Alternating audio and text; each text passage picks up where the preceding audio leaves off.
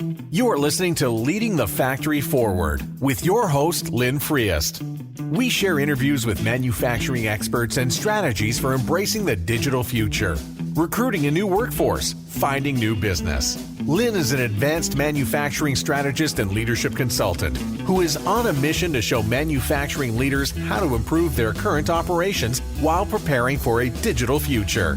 And here's your host, Lynn Friest. Welcome to this episode of Leading the Factory Forward. This is episode number 82. It's titled, Why Positive Organizational Change Needs to Start With You, a conversation with Heather Honieg-Schwenneker. At Leading the Factory Forward, our goal is to help you create a compelling future for yourself, your teams, and your organization.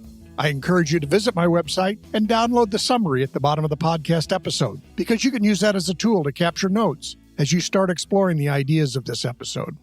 Or to help you get started on your journey in general and to stay up to date on new episodes, please download the free worksheet, 3 Steps You Need for a More Productive Workday. In this episode, we're going to be talking with Heather Honieg-Schwenneker. I've known Heather for years, and she's a true expert in her field. Heather works on developing leaders, particularly using data. She is an expert in integrating data from different sources, such as assessments and surveys, and she uses that data to inform both individuals and groups on the development needs that they may have.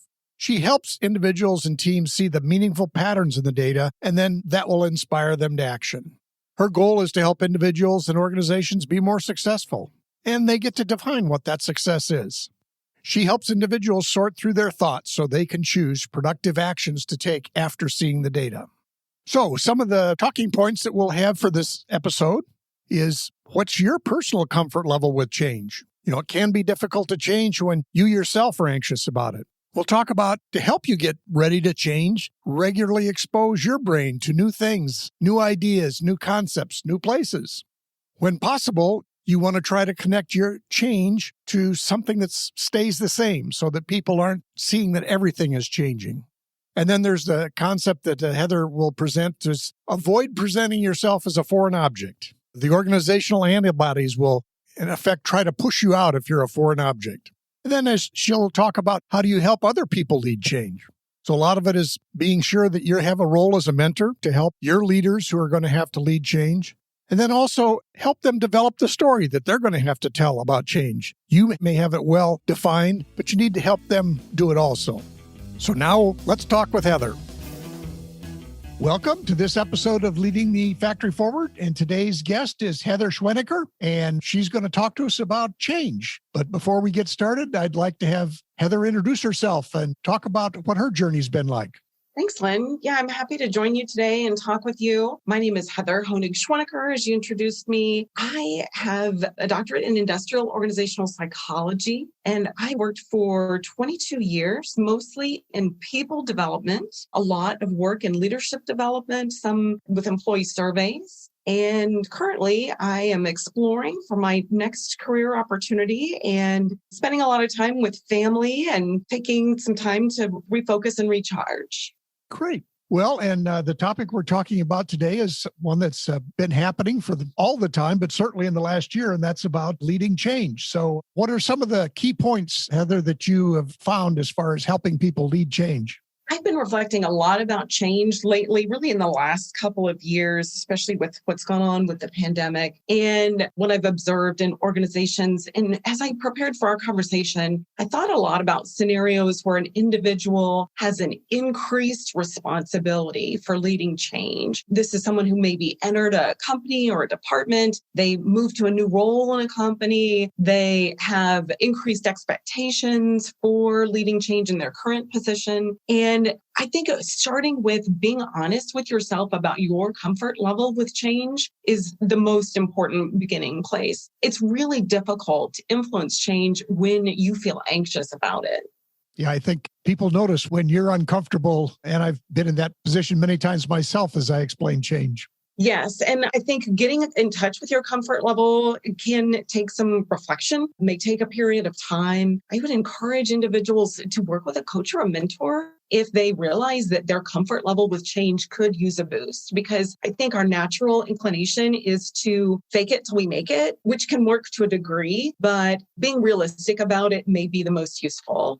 Yeah, I agree. And actually, in a very recent podcast where I was talking to a person who's a presentation coach, and he just recommended that if you're talking about a new subject, you might want to practice a little bit. Just get in your own room and practice talking about what it is you're going to say, because sometimes between what you're thinking and what you're saying, it doesn't come out very smoothly. Yeah, I agree. That's good advice. I'm an advocate of practice, and I'm an advocate of preparing instead of just sometimes jumping into things works. But if you can prepare, there's so much that's going to be unexpected that comes your way. Prepare for the things that you can prepare for. And that leads me to a tip that I would like to share. There are things that we can do to regularly expose our brain to things that are new and different so that our brain reacts more favorably when change and unfamiliar experiences come our way. And so, for example, you could frequently, intentionally listen to new music, eat unfamiliar foods, go places you've never been before, try a sport that you've never tried. Those are just a few ideas. There's all kinds of things people can do. They can start with things that are comfortable to them.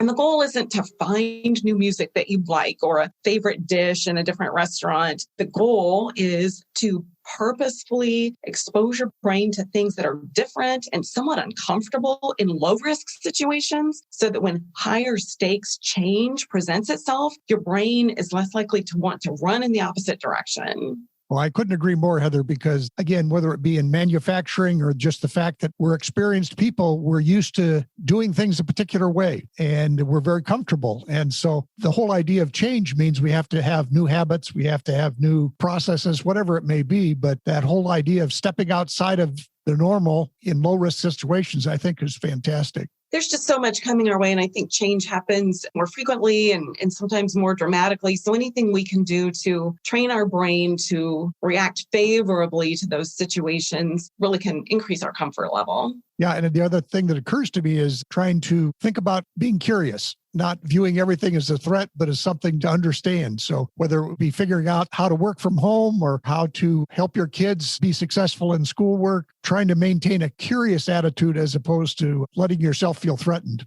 I like that idea. Absolutely. Okay. Well, another thing I think is change is something that it can be entirely new to the organization and can be very uncomfortable for the people you're leading through change. So what are some thoughts you have on how to get started? Whenever possible, connect the changes that you're leading to the current state instead of introducing them as something entirely unfamiliar. I find it's so much easier for people to support a change when they see it as the next chapter in a story rather than as an entirely new book. Right. I can appreciate that we all like to have some comfort before we jump into the cold water, as it were. I know in the change model that I'm familiar with and what has been my experience is I have to be honest with people saying, hey, we're going to leave what we knew how to do and we're going to go into kind of a messy middle here. But then we'll start, developing the new processes, new ways of working, whatever it may be, new perspectives. But I know in my case, I always try to be honest with people. It's going to be messy in the middle. Yeah, it sure can be. And there are things that we can do as leaders to make that middle not so messy, not so threatening. That's why I give this suggestion of try to connect to what's familiar, what's known, instead of introducing everything as something abrupt and startling. Yeah, because often, whether it be your company values or it may be other processes, there are going to be some things that continue on that you intend to continue on. And I think it's helpful to, point that out to people that here's the things that we're going to keep doing. Yes. And that leads me to a thought about how individuals introduce themselves as a leader of change. Particularly if you're new to the role, the department, of the company, you want to avoid presenting yourself as a foreign object. So I'd encourage your listeners to stop and think about, what do we know about antibodies? Antibodies identify and neutralize foreign objects. So if you're in a startup business or some kind of scenario, maybe a new department where everyone is new, then this probably isn't an issue. Everyone's a foreign object. But if you're joining a company or a department that's known for defending themselves against foreign objects, it'd be really good for you to know that before you start introducing a lot of change. And it can help you decide how you want to introduce yourself. Oh, I agree. And that, I always think of, while change may be on specific practices or procedures or whatever it may be, there's always this relationship piece that it's important for all leadership, but I think it's even more important when you're asking people to do something different, building that relationship with people. Absolutely. I would encourage individuals that are leading change to prioritize building relationships, prioritize building trust, find that common ground with stakeholders. I think it's important to respect the environment's history. If you come into an environment and you start telling everyone, oh gosh, everything that this group's been doing for so long is wrong, that it is something that would make you start to seem like a foreign object, and people might respond negatively.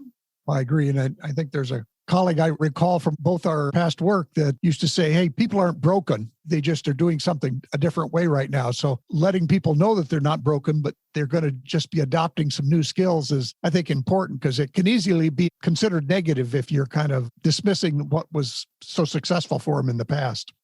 I agree. If they're doing something that's not current, it was probably current at one time or what a leader recommended at one time. Sometimes individuals have received a lot of praise and recognition for something, and it's hard to let go of that. So it may be up to the person leading change to help that individual see why something new is needed today. Maybe something else changed, for example. Oh, I agree. And it's one of those things where we may have been extremely successful in what we were doing in the past. So, it's hard to give up the old product for the new product, as it were. I know they do this in the technology world all the time. It is a challenge that it's hard to give up success to launch yourself into something new. Yeah, sometimes you got to let go. Yeah. So when you think of building common ground, especially if you're new to an organization, any thoughts that come to mind as to how that might best be done? Yeah, particularly if you're really new to that organization, if there are individuals that you can talk to understand what has taken place in the past, that can be really helpful. It may be your manager, maybe someone else who's a mentor. You could talk to the individuals that you're leading and start by understanding what has taken place in the past, what's important to people, and how you can build from that. That may also be a way to get people excited about the change that's coming and help them see what's in it for them. Mm-hmm. And again, in my experience, I know the other thing is I looked for the early adopters or the people who might be interested in the change. Then all of a sudden, you're not standing by yourself. You've got at least a couple of people nodding their heads, even if not everybody is yet. That's a great idea. And sometimes the people who ask a lot of questions and seem to be a challenger could turn out to be the greatest supporters. These are people who are thinking really hard and trying to understand. And when you can collaborate with them, you're right, they can help you to bring some other people along. So yeah, it's easy to see those people who seem like resistors as problematic people and maybe someone you want to shuffle to the side. But actually, that person could really help you understand where the obstacles are, where resistant thinking lies, so that you can better tell the story of the change. Mm-hmm. Yeah, I remember in one particular instance in my experience, it's almost kind of funny now, but I was working with a committee on a change initiative and we were presenting that to the whole department. And the first time I tried it, I was just up there by myself and it went okay, but not very well. But the next time we got in front, I asked the whole committee to sit in front with me. So it wasn't just me up there talking about the change. Not that the other people spoke a lot, but they were literally physically next to me. So I think sometimes even small moves could maybe help you out. I think that's a great idea. And I think that probably helped you and the idea seem less like a foreign object. Mm-hmm. Because there were other people who were already on board. They weren't responding with resistance or as though you were a threat to be neutralized or that your ideas were a threat to be neutralized. Right. So then another thought occurs to me is you've described some wonderful strategies for personally leading change, but how about if you're the next level up manager and you have to support as well as grow other change leaders? Be willing to be that mentor I was describing previously, be a safe place for the person who's leading the change to share their concerns, to think aloud, be willing to brainstorm ideas with them. There's a lot the higher level manager can do to help the individual effectively tell the story that supports the change. Sometimes people are brought in from the outside to drive a change, but they may not have had the awareness of the months of planning that went into the decisions behind the change. So as a manager, you can help that individual understand the vision and express how the change is going to help everyone get to the desired state. As we talked about before, Lynn, I'm a big fan of practicing. You can even practice with the individual, let that individual practice telling the story so that they get comfortable. And then again, of course, that higher level manager may be able to help the individual understand and honor practices that happened in the past instead of criticizing them or doing things that may come across as something that would make the person seem like a foreign object. Part of that too is be thoughtful about how you present this person as a leader of change. Many of us have heard stories about a higher level leader telling employees, oh, we need change. And so I brought this person in to shake things up around here. That can sound really threatening and incite the antibodies to prepare to defend the status quo. So there are things that the manager can do to help the leader build relationships, to seem non-threatening, to start building trust. How you talk about this person can influence other people's willingness to work with the individual, to listen, to find common ground, and really start building that foundation that will support the change. Yeah, I agree wholeheartedly. I recall it another change initiative I was involved in. I wasn't actually leading it. I was just involved, but it was in a factory setting. And I noticed that at the factory managers level, they had talked a lot about the change, whether it be in meetings or whatever, and they were pretty fluid in discussing the change. But then as it started to cascade down, by the time it got to the frontline leaders, they received a PowerPoint and were told to go out and explain it to their people. Well, they simply hadn't had the opportunity to talk about the change in a group or with others. And so I think that it's really important that when you are a leader, that you give the people that you're going to ask to lead the change the chance to talk it through so that they can become fluent in discussing the change. Mm-hmm. Yeah, I've heard that called the marathon effect. So if you imagine a major marathon where you've got maybe thousands of people running, sometimes the people who are in the front are finishing before people further down in the pack are really even getting started. And I do think that's a useful metaphor and visual, and also helpful for the new person coming in to lead the change, just realizing everyone down the line here is going to need time to understand what's going on and get behind it and get their questions answered. And again, just because they have questions doesn't make them bad or that they are resistant. It may just be part of their mental process for getting on board and helping other people get on board. Yeah. And I think even just being able to listen to people, whether or not you can answer their question the way they want, just letting them be heard, I think is a powerful thing as a leader. Yeah, that it's okay. It's okay to express concern because that may be just what someone needs to actually get on board. They want to feel heard. I agree. Mm-hmm. Another tip I would give, you've got people who are leading change reporting up to you, is encourage those leaders to avoid making unnecessary changes. It's easy to get rolling with change and think, oh gosh, hey, while we're at it, let's just change everything. And that might be too much for people. So provide stability for employees wherever possible. Really prioritize what disruptions you're going to introduce and support. Yeah, I agree. I mean, I've had experience where we changed a piece of technology and then said, well, while we're at it, we'll change everything about how we work with that technology. And that could be overwhelming to people. They were trying to have to learn too much too quickly. Yes.